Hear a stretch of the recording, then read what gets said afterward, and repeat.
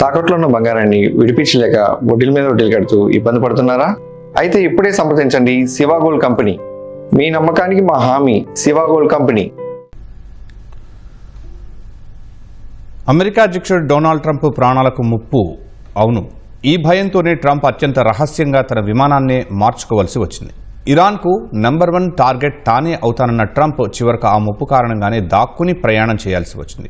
Qatar రాజకుటుంబం బహూకరించిన విలాసవంతమైన విమానం కాదని సీక్రెట్ సర్వీస్ సాయంతో ప్రపంచం కళ్లుగప్పి ఒక చిన్న సైనిక విమానంలో బ్రిటన్కు వెళ్లాల్సి వచ్చింది.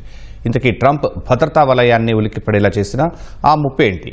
వాషింగ్టన్ పోస్ట్ బట్టబయలు చేసిన ఆ హైటెన్షన్ సీక్రెట్ ఆపరేషన్ వెనుక ఉన్న అసలు కథ ఏంటో ఇప్పుడు చూద్దాం.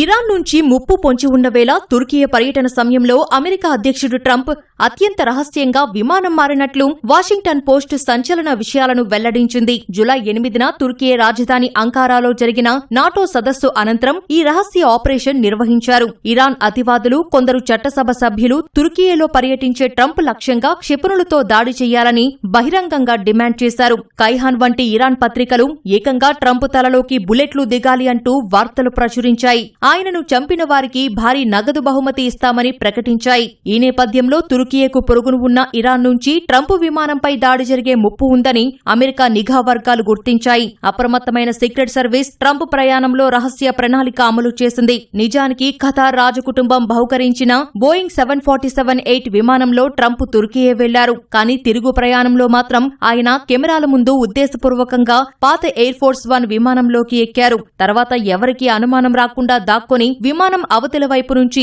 ఎయిర్పోర్టుకు చెందిన ఫుడ్ ట్రక్ సాయంతో రహస్యంగా C-32A అనే చిన్న సైనిక విమానంలోకి మారి బ్రిటన్ చేరుకున్నారు. కొద్దిసేపటి తర్వాత ఎయిర్ ఫోర్స్ 1 విమానం అక్కడికి చేరుకుంది. పాత జ్ఞాపకాలు గుర్తొచ్చి తాను పాత బ్లూ కలర్ విమానంలో వెళ్లినట్లు ట్రంప్ తర్వాత ప్రకటించినప్పటికీ తాజాగా రహస్య ఆపరేషన్ విషయం బయటపడింది.